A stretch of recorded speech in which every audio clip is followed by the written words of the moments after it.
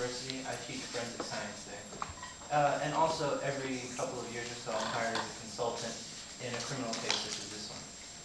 What are your qualifications for the job you do? Well, I attended Loras College for my undergraduate degree, and then I attended Harvard for graduate degrees in both medicine and entomology, both earned summa cum laude.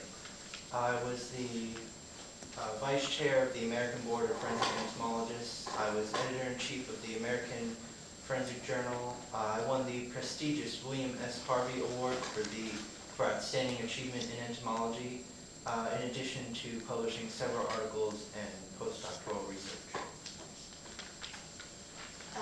Your Honor, at this time I'd like to render Dr. Laura Charney as an expert in forensic science and entomology. Any objections? No objections, Your Honor. Dr. Charney, how did you become involved in this case? On July 8th, I was contacted by a detective crime scene investigator, Lee.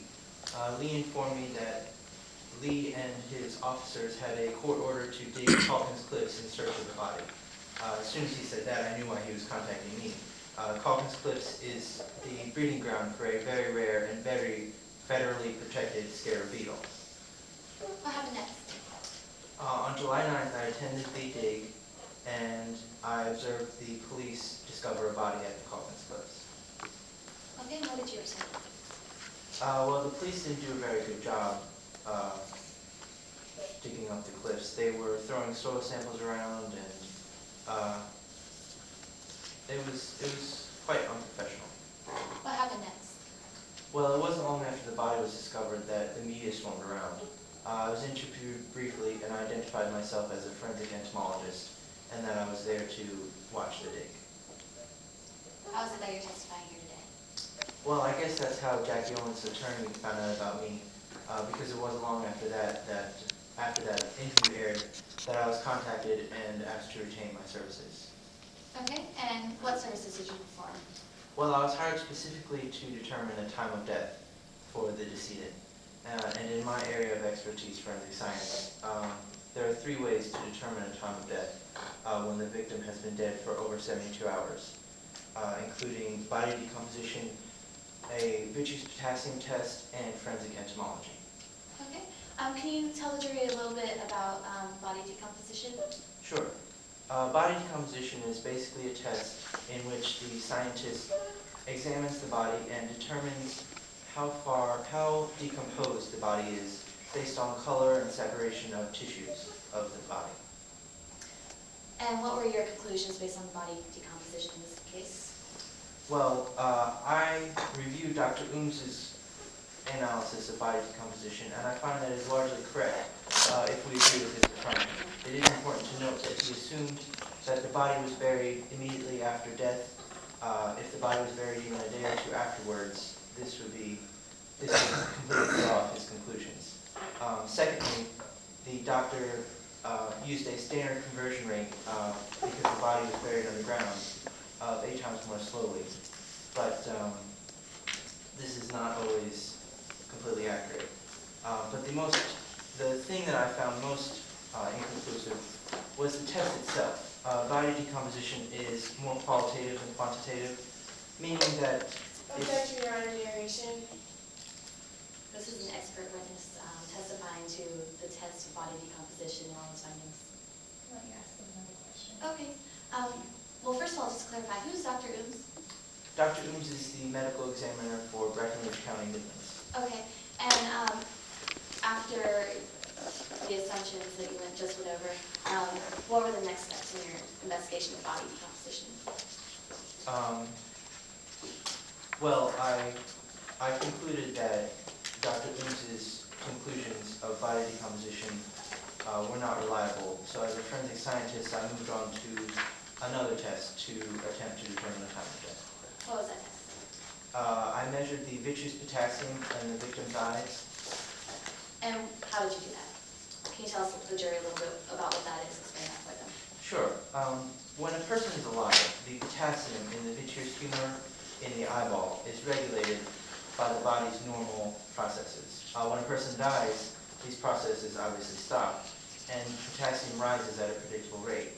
As a forensic scientist, I can measure these potassium levels and compare them to tables correlating the amount of potassium in the eye to time of death, to time that has elapsed since death. What were your conclusions for the true side potassium test? Well, the left eye indicated a date of death of June 16, 2008, and the right eye indicated a date of death of June 14, 2008. Can you rely on these conclusions? Well, I believe this test to also be inconclusive for several reasons. First of all, the variation between the two eyeballs indicates the imprecise nature of this test. In fact, it's been ruled that these cannot be the only evidence of time of death in a criminal case such as this one. Additionally, vitreous eye potassium depends heavily on temperature, which is extremely difficult to estimate. Additionally, in a case such as this, where the victim has been dead for over 72 hours, a margin of error of plus or minus 2 days must be added to the results of the test, which would give a range of days between June 12th and June 18th, 2008. And you said you performed a test of forensic entomology. Can you explain what that is to the jury? Yes, forensic entomology is the use of insects to aid in criminal investigations, such as this one. And what did you do with that? Well, after finding that the other two tests were inconclusive, I turned to the most specific time of death, this forensic entomology. What I did essentially was to collect insects from the body and the area surrounding the body and compare them, or I preserved half of them in an 80% ethanol solution. I then cultured the remaining insects on raw beef liver to simulate the dead body. I then compared the life cycle of the insects that I cultured on the raw beef liver to the age of the insects that were found on the body at the time of discovery. Because they are preserved in ethanol, their age is effectively frozen at the time of Objection, discovery. Your Honor. Narration.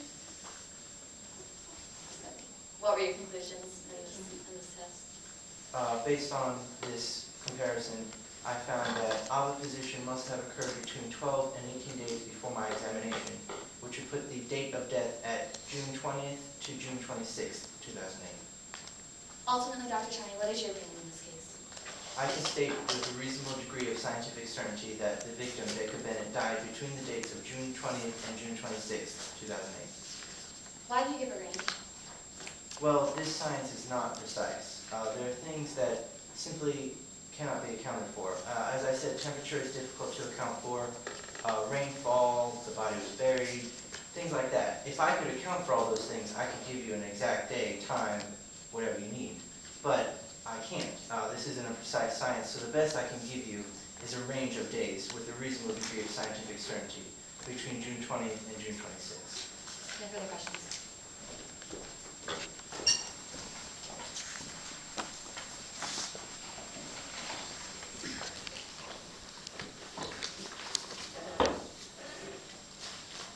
Okay, please report.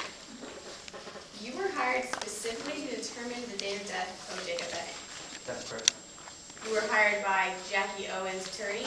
Yes, that's right. Jackie Owen's attorney agreed to pay you $1,000 an hour for your field work Yes, that's right. and Objection, Your Honor, relevance? and $1,500 an hour for your court time. Yes, that's right. And you have done 32 hours of work for this case thus far. That's right. This is a criminal case and it required extensive investigation. As I have said, I performed multiple tests, and with my level of expertise, my time is very valuable. You stand to make a lot of money in this investigation. That's right, and I have every confidence that Jackie Owens will pay me. You wrote an article for News Weekly on July 22nd, 1999, is that correct? Yes, I believe you're referring to the do's and don'ts of collecting arthropod crime scenes. And you're an esteemed scientist. That's right. People have called me the world's leading scientist in forensic entomology. And we had you rendered as an expert today. That's right.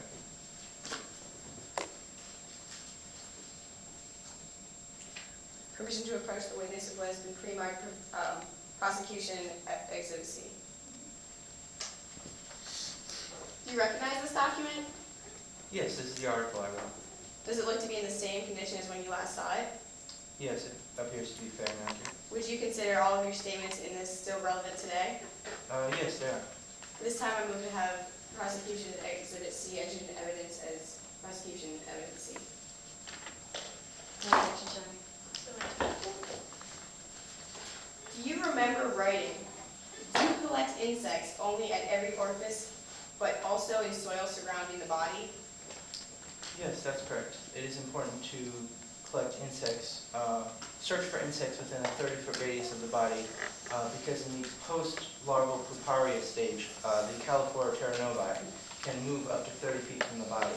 I did this in this case, and I discovered insects only in 5 feet around the body, which furthers my conclusions that oviposition could have only occurred between 12 and 18 days after death. Do you remember writing, don't immediately assume that the time of death is equal to the time of first oviposition?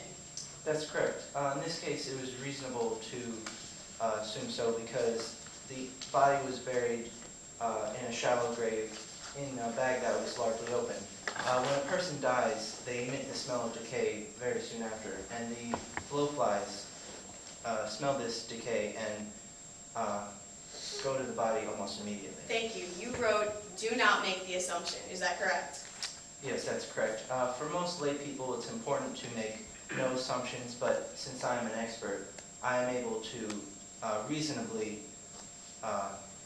conclude things. You wrote your paper only for lay people? Yes, it's a basic framework for any competent entomologist to follow, especially for people who are not trained in entomology, such as I am. And you consider yourself a competent entomologist. Yes. But you admit that you did not, that you made the assumption that oviposition began immediately after death when making your final date. Yes, Your Honor, often answered.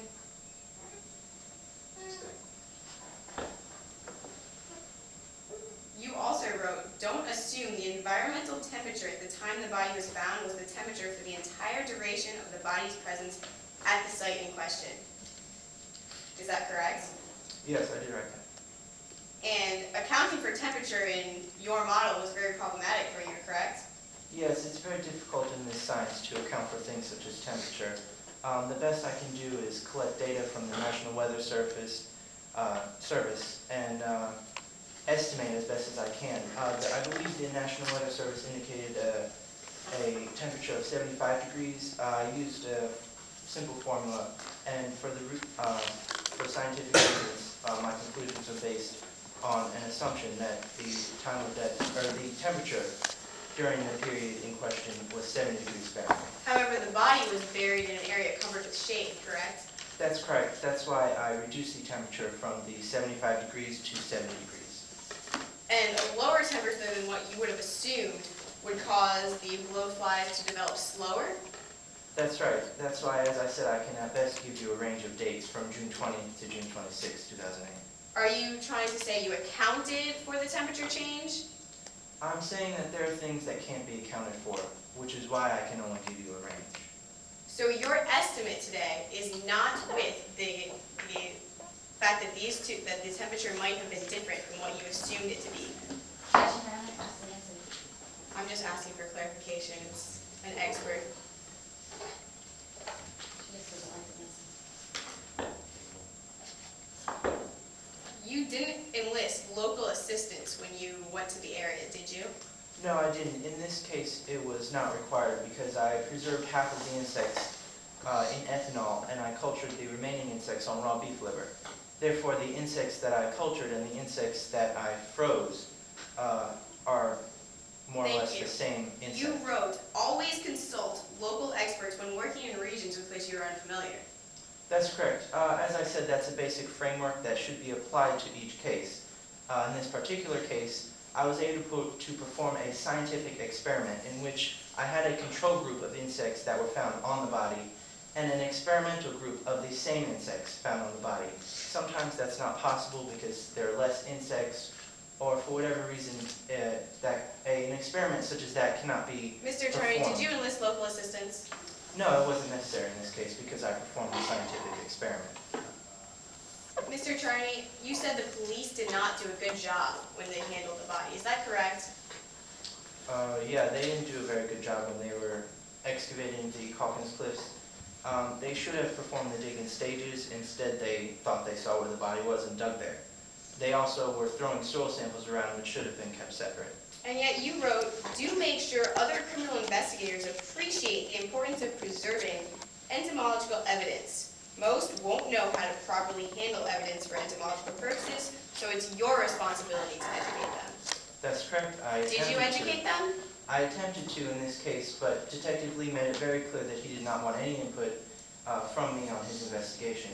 I feel that he didn't use me as a forensic entomologist to the fullest extent of my So possibilities. what you're saying is that by the time Objection, you Your Honor. got... The attorney keeps interrupting the witness. Yeah, let the witness finish their answer first. What was the question? You're going to answer it, it's fine. What you're saying is, by the time you got to the body, it had already been handled improperly. Yes, but I was able to obtain valid scientific evidence. You see, when they excavated the body, as I said, they only dug in the place they believed the body to be buried. But I was able to find insects underneath the body in a 5-foot radius that was completely undisturbed and therefore scientifically valid. Even though you said they were throwing soil around. That's correct. They threw the soil on top of the body, around the body. I dug deeper for my soil samples to areas that were uncontaminated. You stand by your conclusion that it could only have been between June 20th and June 26th, even though you contradicted all of your own all of the things in your own documents. Objection, Your Honor. Compound question. Do you admit to not following your own rules? No, I followed them completely.